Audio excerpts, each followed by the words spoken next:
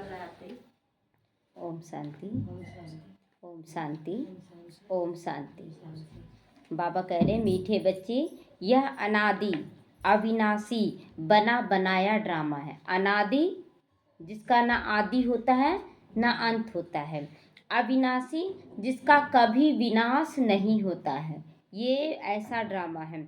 इसमें जो सीन पास हो गई वो फिर कल्प के बाद ही रिपीट होगी। फिर इस समय पहुँचेंगे, जैसे चक्का घूमता है ना, तो फिर वहीं से घूमता है। तो उसी तरह ये हर कल्प में हमारा यही पाठ है। तो फिर हम उदास होके क्यों पार करें, हंसते खेलते पार कर लें हर चीज़ को। तो इसीलिए सदा निश्चिंत रहो। दिन के बाद रात जरूर होना है, रात के बाद दिन जरूर होना है ना। तो इसलिए निश्चिंत होकर रात को भी नाचते गाते पार करना है, दिन में भी खुशियां मनाते हुए पार करना है। प्रश्न है, यह दुनिया अपनी तमो प्रधान स्टेज पर पहुंच गई है। ये दुनिया अपनी तमो प्रधान स्टेज में पहुंच गई है। उसकी निशानियां क्या दिख रही हैं? उसकी निशानियां क्या हैं? उत्तर है, दिन प्रतिदिन उपद्रव होते रहते हैं। कितना घमासान हो रही है। चोर कैसे मार पीट करके लूट कर ले जा रहे हैं। सब मार पीट भी दे रहे हैं, अगर आप लेने नहीं देंगे ना तो मार पीट भी देगा। उससे अच्छा समर्पण। तो मार पीट भी रहे हैं और लूट के भी ले जा रहे हैं। बिना मौसम बरसात पड़ती रहती है, बिन मौसम के बरसात हो रही है, या भी कितना नुकसान हो जाता है। ये सब तमो प्रधानता के चिन्ह नजर आ रहे हैं। बिना बारिश सीजन के ही क्या हो रहा है, सब कुछ मिल रहा है, साल पेट का खाना मिल रहा है। ये सब क्या है? सब विनाश का प्रतीक है। तमो प्रधान प्रकृति दुख देती रहती है। अभी तो देख रहे हैं ना, चावल नहीं मिल रहा ना, चीन में तो चाइना चावल देख रहे हैं, प्लास्टिक का चावल एकदम एक्यूरेट लगेगा कि चावल ही है, वैसे ही पकाया जा रहा खाया जा रहा, लेकिन प्लास्टिक जा रहा अंदर में। तो तमो प्रधान प्रकृति भी क्या कर रही है? दुख दे रही है। तुम बच्चे ड्रामा के राज को जानते हो, इसीलिए कहते हो नथिंग न्यू। सब कुछ भी नया नहीं है, पहले भी हो चुका है, अब भी हो रहा है। ओम शांति। अभी तुम बच्चों पर ज्ञान की वर्षा रोज हो रही है। रोज होती है कि नहीं बरसात? रोज होता है। तो इससे क्या होता है कि मन में कीचड़ा आने का चांस ही नहीं है। अब इतना ज़्यादा ज्ञान मिल रहा है कि अब कीचड़ा सुबह में सुनते हैं तो फ्रेश हो जाते हैं, शाम को सुनते हैं तो फ्रेश हो जाते हैं। तुम हो संगम युगी और बाकी जो मनुष्य वो सब है कली युगी। उन लोग कल युगी, हम लोग हैं संगम युगी। तो इस समय सब कुछ हम लोग देख रहे हैं, संगम पर सब कुछ देखा जाता है।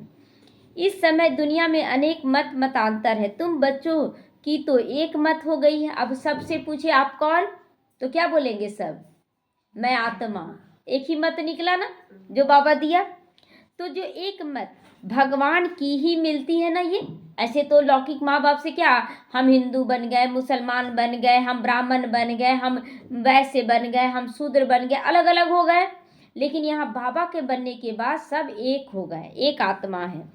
तो वे लोग भक्ति मार्ग में जप तप तीर्थ आदि जो कुछ भी करते हैं वो समझते हैं कि सब रास्ते हैं भगवान से मिलने के। कहते हैं भक्ति के बाद ही तो भगवान मिलेंगे, परंतु उन्हीं को यह पता नहीं उन्हों को कि भक्ति शुरू कब होती है और कब तक चलेगी ये भक्ति, ये पता नहीं। सिर्फ कह देते कि भक्ति से भगवान मिलेगा, इसीलिए अनेक प्रकार से भक्ति करते आए हैं। जो जैसे बोल देता वैसे हम लोग करते चले जाते हैं। यह भी खुद समझते हैं कि परंपरा से हम भक्ति करते आए। यह भी मतलब ब्रह्मा बाबा भी समझते हैं कि परंपरा से हम भक्ति करते आए, वो भी समझते थे अपने आप को। एक दिन भगवान जरूर मिलेगा, कोई ना कोई रूप में भगवान मिलेगा। हम लोग भी सोचते थे कोई तो रूप दिखा दो, किसी तरह से तो दर्शन हो जाए, और भगवान तो साक्षात आ गया, किसी रूप का क्या जरूरत है। तो क्या करेंगे? जरूर सदगति करेंगे, क्योंकि वह है सभी का सदगति दाता। भगवान कौन है, कब आएगा, ये बाहर वाले नहीं जानते।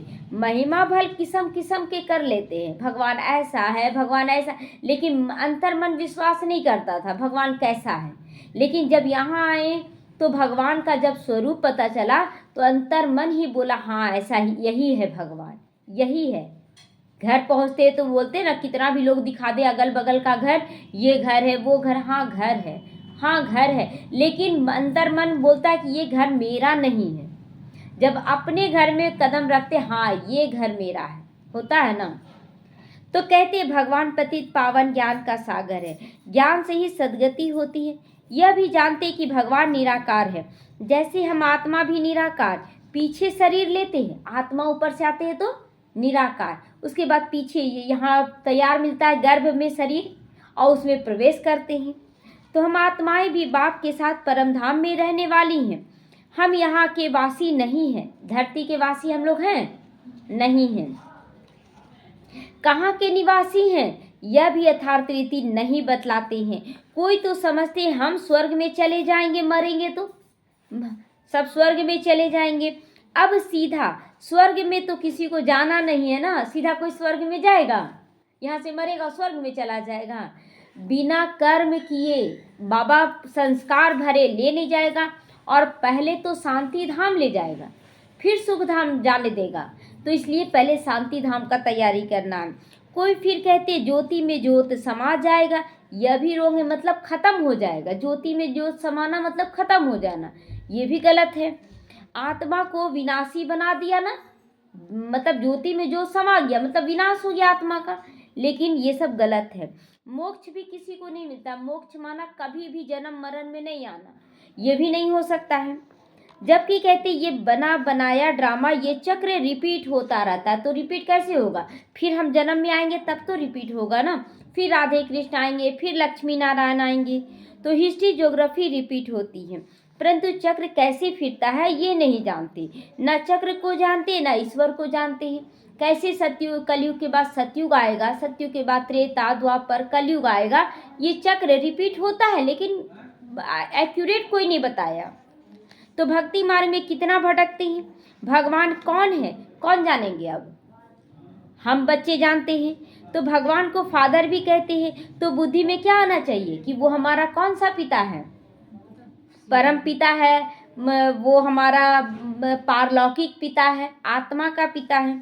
लौकिक फादर भी होते हैं, लौकिक फादर भी तो हैं, फिर हम उनको याद करते हैं। तो फादर माने दो हो गए, भक्ति मार्ग में कितने पिता हो गए? दो पिता, मतलब लौकिक पिता हैं, लेकिन तो भी हम भगवान को याद करते हैं और गाते तमेव माता च पिता। तो यानी कि दो पिता हो गए हमारे, एक शरीर के पिता, एक आत्मा के पिता। तो एक हो गए लौकिक और दूसरा हो गए पारलौकिक। पारलौकिक अलौकिक हो गए ब्रह्मा बाबा। तो उस पारलौकिक बाप से मिलने के लिए इतनी भक्ति करते हैं। वह परलोक में रहता है, निराकारी दुनिया है जरूर, निराकारी दुनिया यानी परम धाम है। तुम अच्छी रीति जानते हो, मनुष्य जो कुछ भी कहते वो सब भक्ति मार्ग है, भटकने का है काम।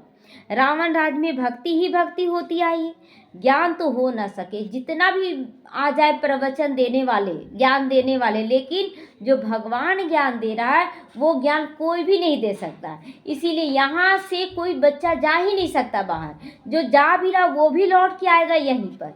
लेकिन जो प्रवचन सुन रहा किसी भी व्यक्ति का, वो वहाँ सुन रहा फिर वहाँ सुनेगा, वहाँ सुनेगा, भटक रहा है। तो भक्ति में कभी सद्गति हो ही नहीं सकती है। सद्गति करने वाला तो बाप है, जो जिसको हम याद करते हैं, तो जरूर वह कभी आकर सद्गति करेंगे। बाप कभी तो आकर सद्गति करेंगे। तुम जानते हो यह बिल्कुल तमो प्रधान दुनिया है। ये अभी क्या बन गई? ये एकदम तमो प्रधान दुनिया।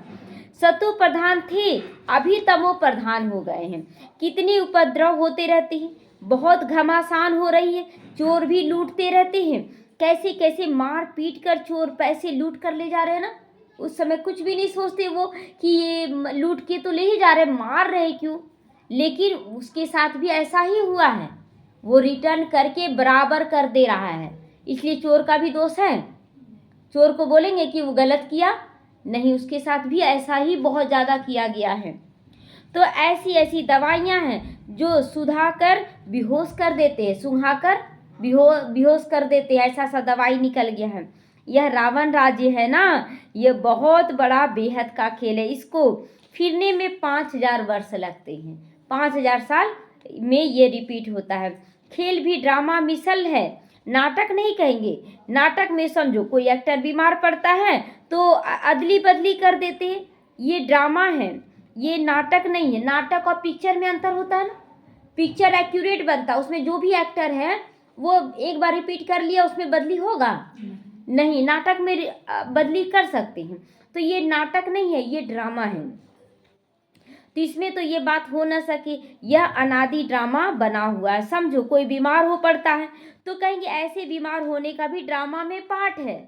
अगर यहाँ बीमार हो गया या ना, फिल्म में कोई बीमार होता है तो बदली नहीं करते, उसमें भी पार्ट है बीमार होने का। तो यहाँ भी कोई बीमार हो गया, कोई शरीर छोड़ दिया, ये पार्ट चल रहा आत्मा का। आत्मा को कुछ भी नहीं हो रहा, आत्मा जो कर्म करी है वो केवल उसका फल उसका तैयार हो के मिल रहा है। तो यह अनादि बना बनाया ड्रामा है। और किसी को तुम ड्रामा कहो, तुम किसको ड्रामा कहो तो मूंझ जाएंगे कि ये ड्रामा है। अगर देखिए कोई बीमार पड़ गया, अब उसको जाकर आप बोले ये ड्रामा चल रहा है, तो कैसा लगेगा उसको? अज्ञानी मनुष्य को बोलेंगे ना, वो क्या ये लोग बोल रहा है, मेरा बच्चा बीमार पड़ा है और इसको लग रहा ड्रामा कर रहा है। तो आत्मा का ड्रामा जो ज्ञान सुन रहा वही समझेगा। तो तुम जानते हो यह बेहद का ड्रामा है, कल्प बाद फिर भी वही एक्टर होंगे, यही एक्टर्स हम लोग सब फिर से यही पार्ट बजाएंगे। तो इसीलिए बाबा कहता है एकदम निश्चिंत रहो, कोई फर्क नहीं पड़ना चाहिए हमारी स्थिति में, कोई कुछ भी हो रहा कोई बात नहीं, ये भी ड्रामा है, ड्रामा का पार्ट फिर से ठीक कर देगा। तो जैसे अभी बरसात आदि पड़ती है, कल्प के बाद फिर ऐसे ही पड़ेगी बरसात, ऐसे ही होगा, यही उपद्रव होंगे। तुम बच्चे जानते हो ज्ञान की बरसात सो तो भी सभी पर पड़ नहीं सकती, ज्ञान की बरसात सब पर पड़ेगा, सभी पर नहीं पड़ेगा, लेकिन यह आवाज़ सभी के कानों तक अवश्य जाएगा। ज्ञान सबको नहीं मिलेगा, लेकिन ये आवाज़ कि भगवान आ चुके हैं, स्वर्ग बना रहे हैं, ये चारों तरफ फैला रहे हैं कि नहीं सारे बच्चे। तो ज्ञान का सागर भगवान आया हुआ है। तुम्हारा मुख्य क्या है? योग। योग तुम्हारा किससे रहना चाहिए? बाबा से, किसी से देधारी से नहीं। तो ज्ञान भी तुम सुनते हो, बाकी बरसात तो सारी दुनिया में पड़ती है, तुम्हारे योग से स्थायी शांति हो जाती है। हम जब योग लगाते हैं, हम सभी बच्चे अभी लगा रहे हैं, तो स्थायी शांति लाने के लिए योग लगा रहे हैं, तो सब कुछ अच्छा होते जा रहा है। तुम सबको सुनाते हो स्वर्ग की स्थापना करने के लिए भगवान आया हुआ है, परंतु ऐसे भी बहुत हैं जो अपने को ही भगवान समझ लेते हैं, हम ही भगवान हैं, मेरे अंदर ही भगवान है, समझ लेते हैं। तो तुमको फिर कौन मानेगा कि भगवान आया हुआ है? इसीलिए बाप समझाते हैं, कोर्टों में कोई ही निकलेगा, इस ज्ञान को कोई सुनेगा, इसमें मूंझना नहीं है। कोई उल्टा सुल्टा भी बोले तो हाई स्कूल का नहीं होगा इसलिए बोल रहा है, कोई बात नहीं। तो तुम्हारे में भी तो नंबरवार जानते हैं कि भगवान आया हुआ, अगर एक्यूरेट सब जान जाएं तो पूरा तरह से पुरुषार्थ कर ले, लेकिन निश्चय बैठने में टाइम लग जाता है, किसी को 1 साल, किसी को 2 साल, किसी को 10-10 साल भी लग जाता है निश्चय बैठने में। तो भगवान आया हुआ ये निश्चय पक्का करना है हम बच्चों को। तो बाप से तो वर्षा लेना चाहिए ना, और वर्षा कैसे लेंगे? वैसा लायक बनेंगे तब तो वर्षा लेंगे। तो कैसे बाप को याद करो वो भी समझाया जाता है, मुरली में सब कुछ समझाया जाता है। अपने को आत्मा समझो, मनुष्य तो देह अभिमानी बन गए हैं ना। बाप कहते मैं आता ही तब हूँ जब सभी मनुष्य आत्माएं पतित बन जाती हैं। टोटल जितनी भी आत्माएं हैं सब पतित बन जाती हैं। तुम कितने तमो प्रधान आज बन गए हो, अब मैं आया हूँ तुमको सतो प्रधान बनाने। एकदम तमो प्रधान मतलब अगर एक छोटा सा बच्चा जिसको हम देखे हैं, एकदम जन्म लिया हुआ बच्चा, बहुत प्यारा बच्चा, और एकाएक एकदम बुढ़ापा को देखे तो कैसा लगेगा?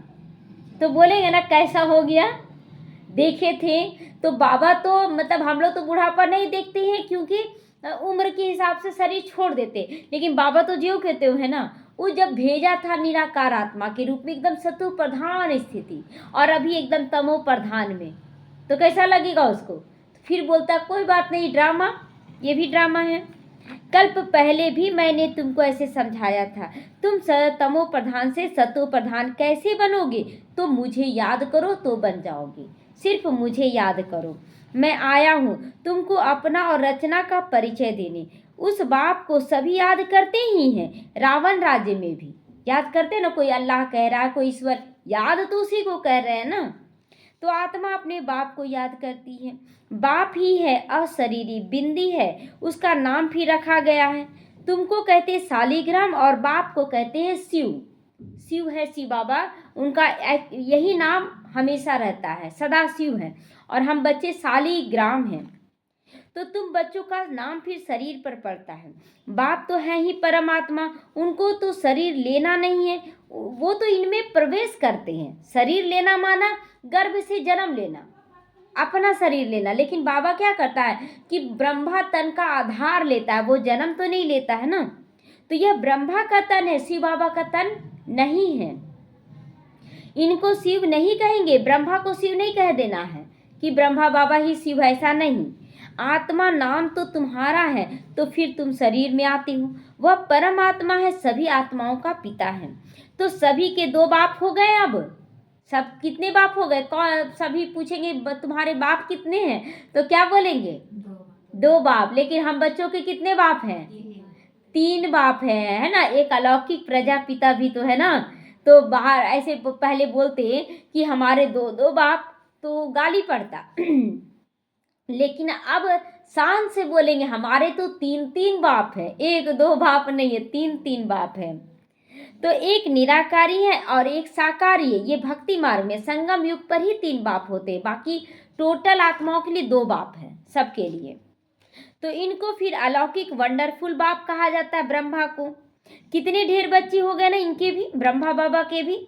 मनुष्य को ये समझ में नहीं आता है, ये सब बातें उनको बोलेंगे कि तीन तीन बाप है, तो बोलेंगे क्या इन लोग बोल रही है। तो प्रजापिता ब्रह्मा, कुमार कुमारियां इतने ढेर हैं। तो यह क्या है? उन्हीं की तो ब्रह्मा कुमार कुमार, यानी कि ब्रह्मा के संतान है, बेटा बच्चे और बच्चियां। तो किस प्रकार यह धर्म है, समझ नहीं सकते हैं उन लोग। तुम जानते हो यह ब्रह्मा कुमार कुमारी प्रवृत्ति मार्ग का अक्षर है। बेटा बेटी किस में होता है? गृहस्थ में ही पति पत्नी बनते हैं, तब तो बेटा बेटी होता है ना। तो माँ बाप कुमार कुमारी, ये किसका निशानी हो गया? गृहस्थ का। तो माँ कौन है? ब्रह्मा बाबा। पिता है शिव बाबा, और ब्रह्मा कुमार कुमारियां हैं हम सभी। तो भक्ति मार्ग में तुम याद करते थे ना, याद दिला रहा बाबा कि मात पिता तुम, हम बालक तेरे, बोलते थे ना, तमेवा माता च पिता तमेवा। तो अभी तुमको मात पिता मिला है, तुमको एडॉप्ट किया गया है। अब जन्म तो नहीं लिए है ना, गर्भ से तो जन्म नहीं लिए, एडॉप्ट किया गया ज्ञान के द्वारा। सतयुग में एडॉप्ट नहीं किया जाता, वहाँ जन्म लिया जाएगा, वहाँ पर गर्भ से ही जन्म लेंगे। लेकिन यहाँ जो गर्भ का सजा है, वहाँ गर्भ का सजा नहीं होता है, वहाँ गर्भ महल होता है, बहुत सुंदर लगेगा। तो वहाँ एडॉप्शन का नाम भी नहीं होता है। वहाँ जैसे यहाँ पर बच्चे नहीं होते हैं तो एडॉप्ट भी कर लेते हैं, लेकिन वहाँ एडॉप्शन नहीं होता है।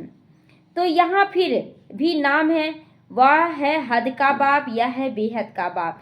बेहद का के बाप ही एडॉप्शन करते हैं। यहाँ बेहद के बाप एडॉप्ट करते हैं, उनके गर्भ द्वारा जन्म तो नहीं ले सकते हम लोग, तो एडॉप्ट करते हैं। यह राज बहुत ही गुह्य समझने लायक है कि जैसे बाबा अवतरित होता है ब्रह्मा तन में, वैसे ही हम भी अवतरित होते हैं इस तन में। बाबा जब एडॉप्ट करता है तो नया जन्म मिलता है, नया नाम मिलता है हम लोगों को, सब कुछ नया।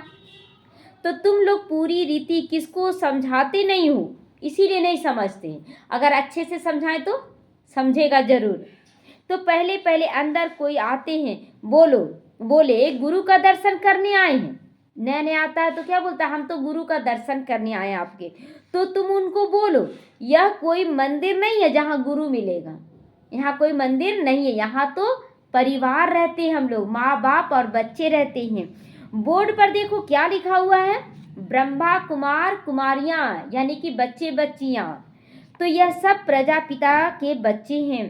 प्रजा तो तुम भी हो। भगवान सृष्टि रचती है, ब्रह्मा मुख कमल द्वारा हमको रचा गया है। हमको रचा गया कैसे? ब्रह्मा मुख कमल द्वारा। कमल जो कि कीचड़ में रहते, न्यारा और प्यारा है। तो हम हैं ही नई सृष्टि के, तुम हो पुरानी सृष्टि के। तुम गुरु को से मिलने आते हो, हम माँ बाप से मिलने आते हैं।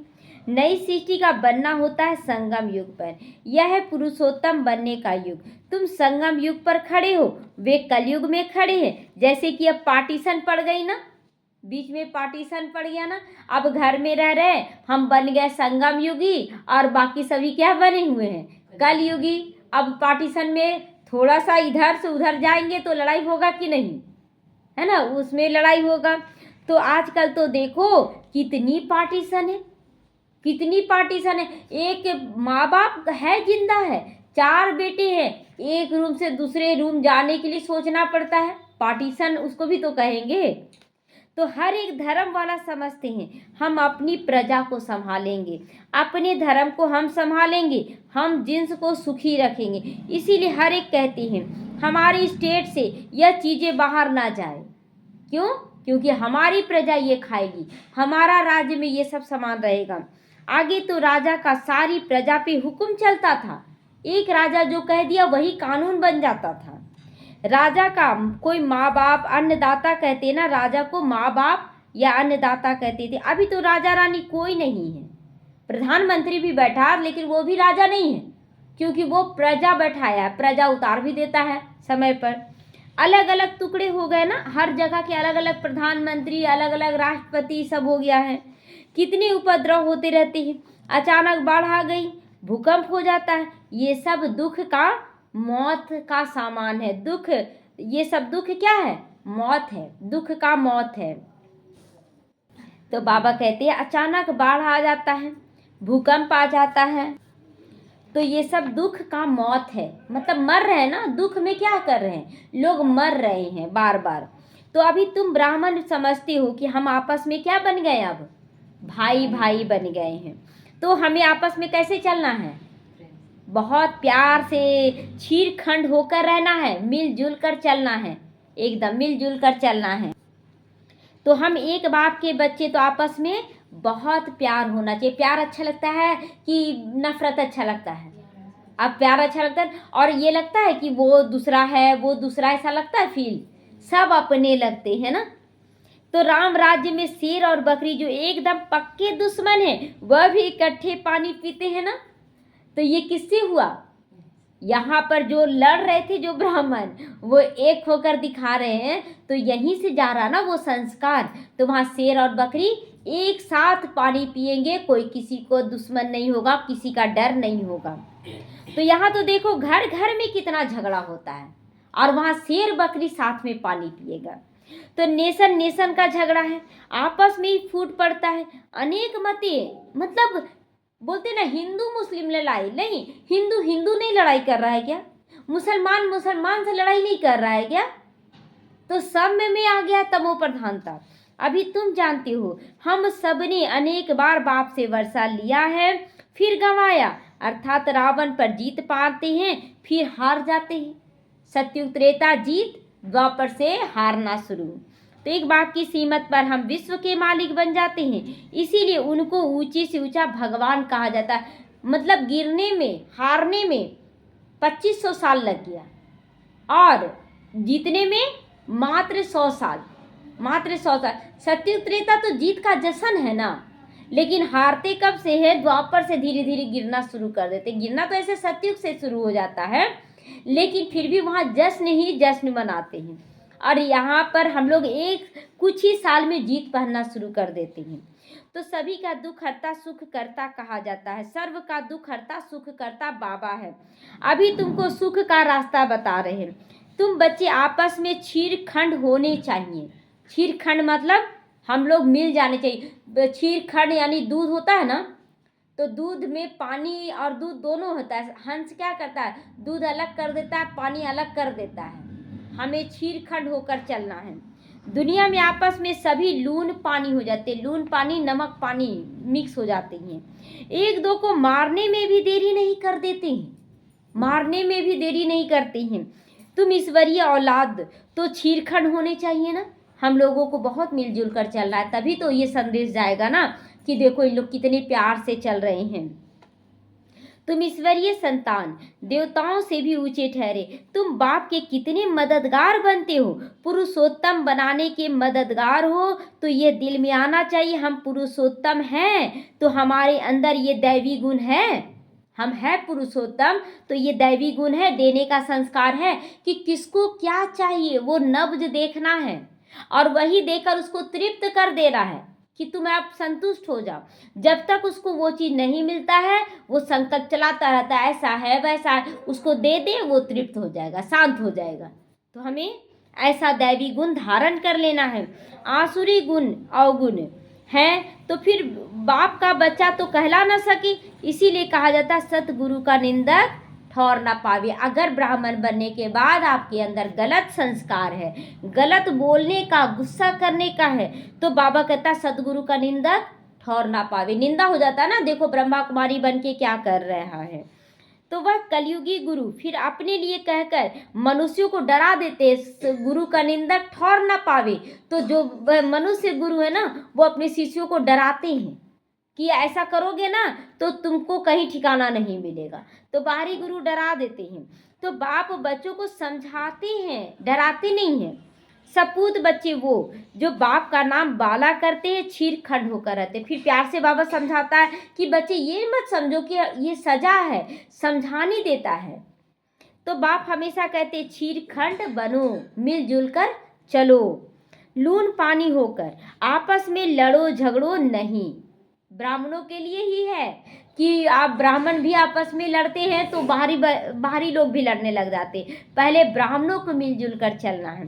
तुमको यहाँ छीरखंड बनना है, आपस में बहुत लव चाहिए, क्योंकि तुम कौन हो? ईश्वरीय औलाद हैं हम लोग। किसके बच्चे हैं? भगवान के बच्चे हैं। तो ईश्वर मोस्ट लवली है, तो उनको याद करते हो ना, तो तुम्हारा आपस में फिर बहुत प्यार होना चाहिए। प्रत्यक्ष करना है ना, हम लोग प्यार के सागर के बच्चे हैं, तो हमें सबको प्यार करना है। आज कितना अच्छा लगता है, कहीं भी हम लोग संगठन में जाते हैं और सब में प्यार है, कोई किसी का राज नहीं है ना कि हाँ हम आपके बारे में नहीं जान रहे, आपके बारे में खुला किताब है हम लोगों का। तो कितना सुंदर लगता है सबके बीच में।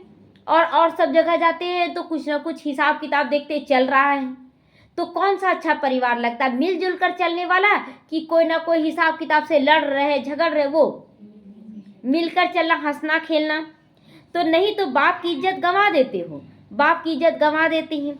ईश्वर के बच्चे आपस में लून पानी कैसे हो सकते? ये किसके लिए ज्ञान है? ब्राह्मणों के लिए, कि बाबा का बनने के बाद आपस में लड़ना झगड़ना नहीं है। फिर पद कैसे पा सकोगे? अगर लड़ोगे झगड़ोगे तो तुम तो नीचे गिर जाओगे। बाप समझाते आपस में छीरखंड हो जाओ, लून पानी होगे तो कुछ भी धारणा नहीं होगी। धारणा भी नहीं होता है ना लून पानी होने से, लड़ाई झगड़ा करने से।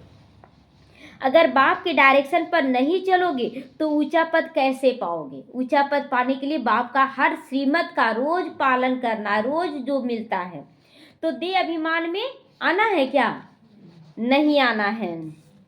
देह भान में आने से ही आपस में तुम लड़ते हो, मेरा मान शान बढ़े, मेरा ये हो। अभी आप जो देंगे उसका पद्मा गुना मिलेगा। तो पहले देना है कि पहले लेना है? देना है तो देते जाए, सबको देते जाए। देही अभिमानी होकर कुछ भी खिटपिट ना हो। देही अभिमानी हो तो कुछ भी खिटपिट नहीं होगा। बाप ईश्वर बाप के रूप में मिला है, तो फिर दैवी गुण भी धारण करना है। आत्मा को बाप जैसा बनना है, बाप जैसा बनना है। हम सब बड़े हैं, पूर्वज हैं, तो बोलते ना बड़ा भाई बाप समान। तो हम सब कौन हैं? बड़े भाई हैं सबके। तो जैसे बाप में पवित्रता, सुख, प्रेम आदि सब कुछ है, तो तुमको भी ऐसा बनना है, नहीं तो ऊंचा पद पा नहीं सकते, ऊंचा पद नहीं पा सकते। पढ़कर बाप से ऊंचा पद पाना, ऊंचा वर्षा पाना है।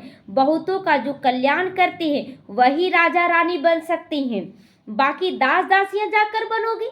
अगर लड़ाई झगड़ा करोगे, दुख अशांति अपवित्रता को अपनाओगे तो क्या बन जाएंगे? दास दासी। अच्छा, कोई आपको दास दासी बना सकता है? कौन बना सकता है दास दासी? हम खुद, है ना। और राजा रानी कौन बना सकता है? हम खुद। दोनों ही हम खुद जिम्मेवार हैं। समझ सकते हो ना कौन क्या बनेगा, कौन कौन क्या बनेगा? हम लोग अपने आप को समझे तो पढ़ने वाले खुद भी समझ सकते हैं। इस हिसाब से हम बाबा का क्या नाम निकालेंगे? अगर लड़ते झगड़ते रहेंगे तो क्या नाम निकालेंगे? लड़ाई खत्म हो जाए, संगठन बन जाए, ये है बाप की प्रत्यक्षता। तो ईश्वर के बच्चे तो मोस्ट लवली होने चाहिए, जो कोई भी देखे तो खुश हो जाए। अभी कहीं भी जाते हम लोगों का संगठन जाता है तो हर जगह लोग देखकर आकर्षित हुए कि नहीं? हम लोग गए थे, मात्र 5 लोग थे ना कि 4 लोग थे, जो पांडव भवन गए थे यहाँ से, 4 ही लोग थे और हम लोग इतना हंसते खेलते नाचते गाते रहते थे ना कि सबकी दृष्टि हम लोग पर पड़ जाती थी कि आप लोग बहुत खुश रहते हैं, बहुत अच्छे से रहते हैं, क्या बात है। वहाँ पर जाने के बाद ऐसी स्थिति देखकर बहुतों से हम लोगों का मेल मिलाप भी बढ़ा, बहुतों से। तो जरूरी नहीं है कि बहुत बड़ा बेहद का ही हो, जितने भी लोग हो, लेकिन हम लोग प्यार से चले, बहुत अच्छे से चले। तो बाप को भी मीठे वो लगेंगे, वैसे बच्चे बाप को भी मीठे लगेंगे। पहले घर को तो सुधारो, है ना, पहले अपने आप को सुधारो, लौकिक परिवार अलौकिक परिवार जो सेंटर है उसको सुधारो, फिर बेहद में जाओ सेवा करने के लिए। अब हम खुद को नहीं सुधारें और निकल गए बाहर सेवा करने के लिए, सही है नहीं। तो पहले घर को फिर दूसरों को सुधारना है, मतलब अपने आप को सुधारो पहले, तब दूसरों को सुधारो।